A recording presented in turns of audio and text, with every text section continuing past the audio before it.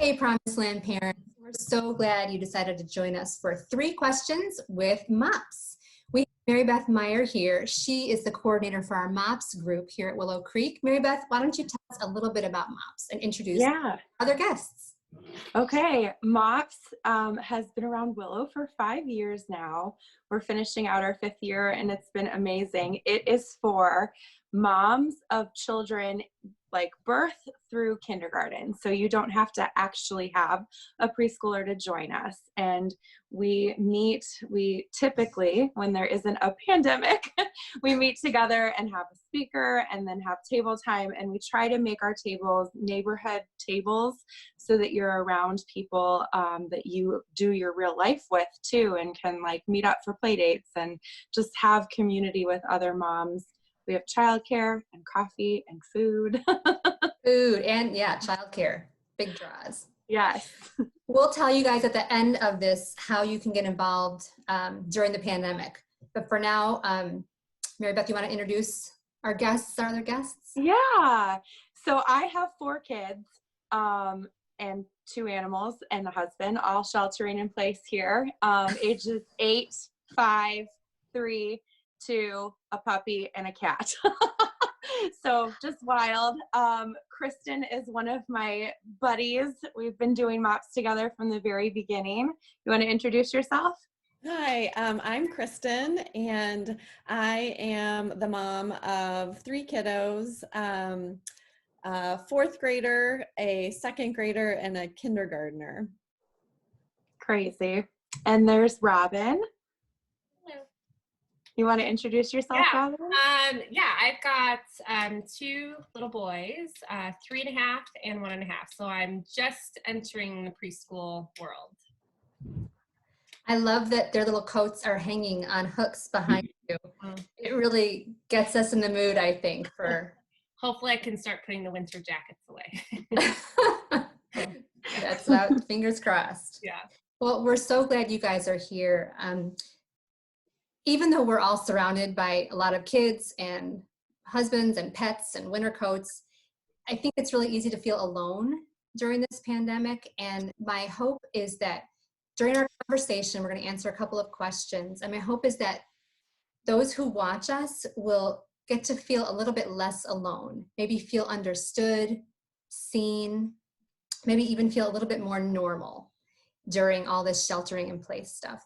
So our first question is, what is the biggest challenge you're facing right now in this season of sheltering in place? And you can answer from the perspective of being a mom, or being a wife, or being a daughter, or just being a woman in general. Mary Beth, do you want to start? Sure.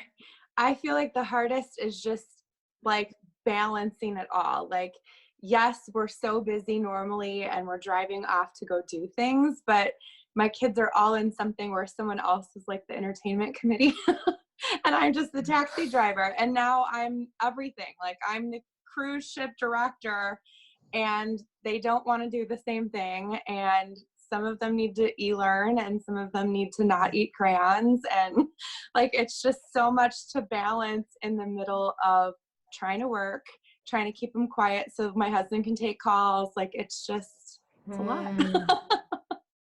Yeah, I didn't even think about that, balancing with keeping them quiet if there's work that needs to be done in the home.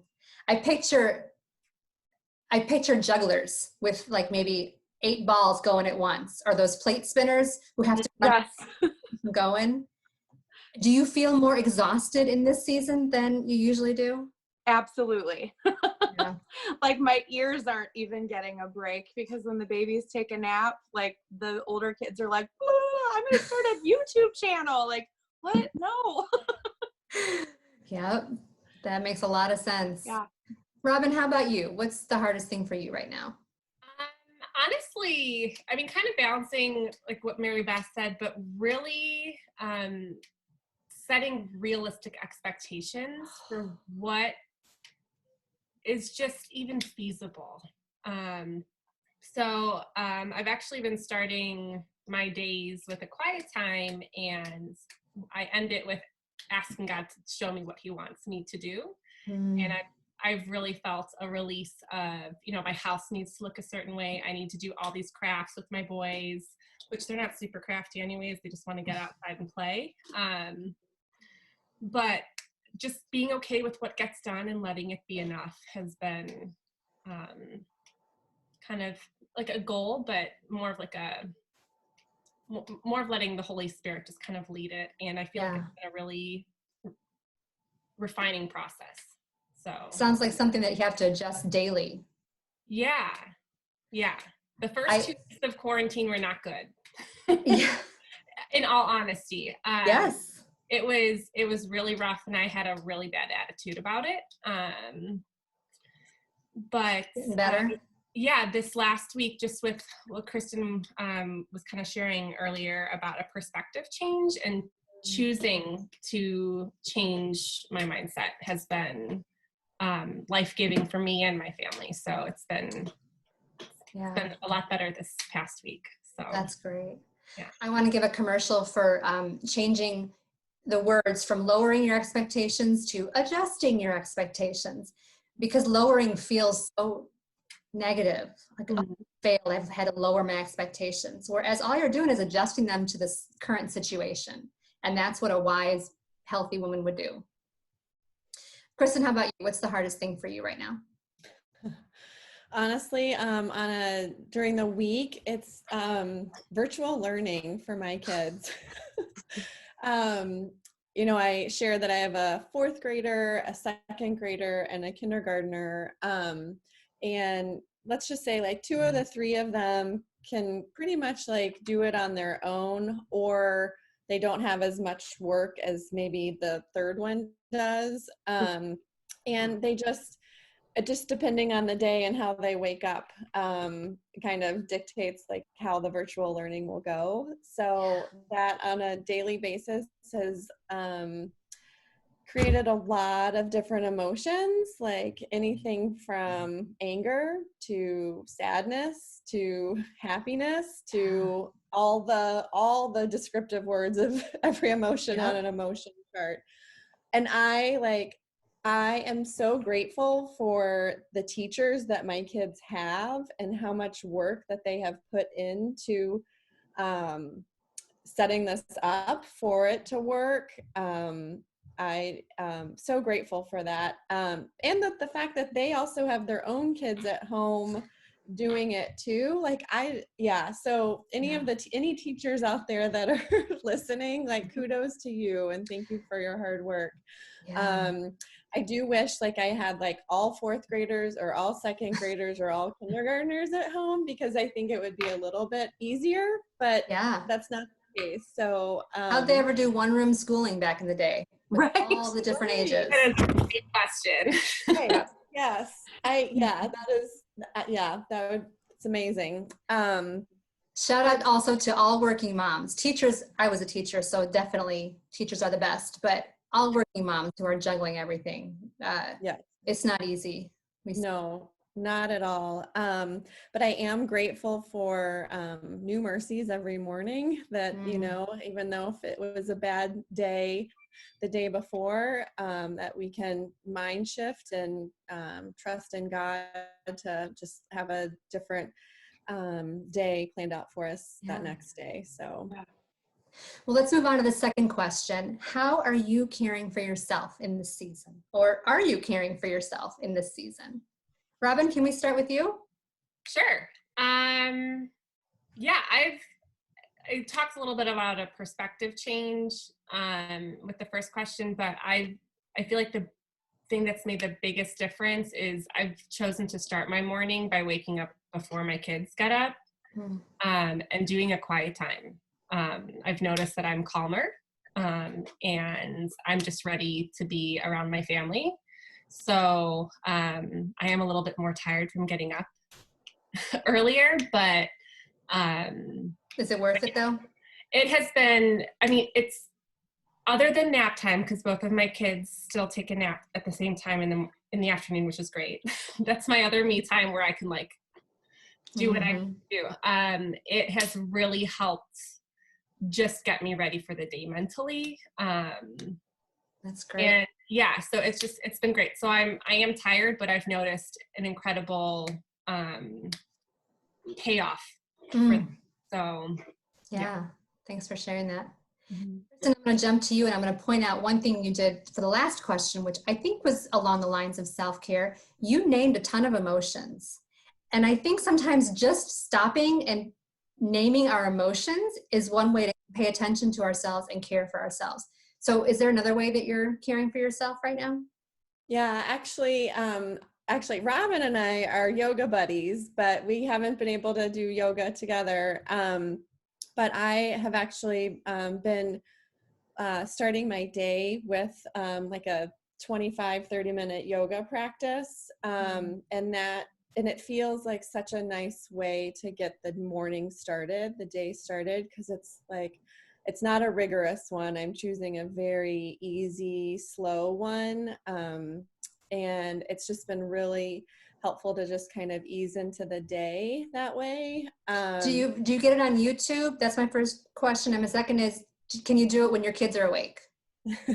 Well, okay. So I don't get it on YouTube. I have a gym membership and they're putting some online. So I've just been using them that way. And what was the second question? Are you able to do it when your kids are awake? Do they let you that time?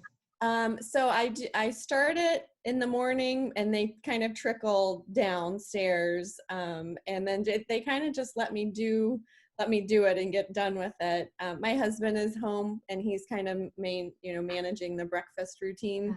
So that's been huge. And then in the afternoon, once the said school day is either done for some or taking a break for some, we do like a little walk. Me and the kids will go for a walk, and I'll typically put in an audio book and just listen to that while they ride their bikes around the neighborhood. So that feels like really good self-care too, because I can kind of just do that. So and that's the thing, between the yoga and the walking, I've just been doing more slow stuff, not trying to keep up with a big heavy workout, or just kind of being gentle in that aspect. So it sounds like Kristen is moving towards physical self-care. Robin, yours was a little bit more emotional, soul-filling. Mary Beth, how about you? What's one thing you're doing to care for yourself? Well, if I'm being really honest, I'll say the first 2 weeks of this, I was not. I had just come back from a dream vacation to celebrate our 10-year wedding anniversary. And coming back from that to this was like whiplash. And I didn't really know which way was up. I just spent a lot of time kind of trying to figure out where we were going to get our food from and how we were going to do all of this, and finding an old iPad in the basement for a kid to do schoolwork. It just felt like the ground fell out from under me. So towards the end of last week, I was like, wow, I am not good right now. And I am crying a lot more than I would normally cry. And I just felt just a tiny bit it was rising, the volcano was about to erupt. Yeah. So I just was really honest with my husband, and I haven't had a second by myself. I don't even know how I feel. I've been able to see my therapist still via Zoom, which has been amazing. And with my husband, kind of what is my plan? Because this is going to suffocate me if I keep going at this pace. Yeah. So I'm still taking it day at a time. I've tried a little bit of both of what they're saying. I've sunk into the bathtub a couple of nights, just trying to figure out what feels good. What do I asking myself and my body, what do you need right now? And this morning it was, I need you to wash your hair and style it. Felt great, huh? Yeah, it did. Yeah. I think the first step in self-care is just that awareness of, oh, I have a self that needs care. Yeah. That step is just as important as getting further along. So wherever you moms are, dads too, in that is okay. Yeah. We have one more question, and I'm hoping we can just squeeze it in here. The question is, what's one thing you're doing in this season that is making things easier on you or your family? Kristen, you got anything? Sure. I think we had talked about earlier about the expectations and just adjusting them on a daily basis, like honestly, because or maybe minute by minute, because things just change so rapidly, like emotionally, and then having 5 people in the house to just, that have different emotions and agendas and what they want to accomplish with their day or not. So I think just adjusting those is the biggest thing. That's a great tip. Thanks, Kristen. Robin, how about you? Yeah, I mean, really similar to what Kristen shared. Adjusting expectations has been really, really great for us, just with being okay with the things that don't get done, but then also choosing to be more present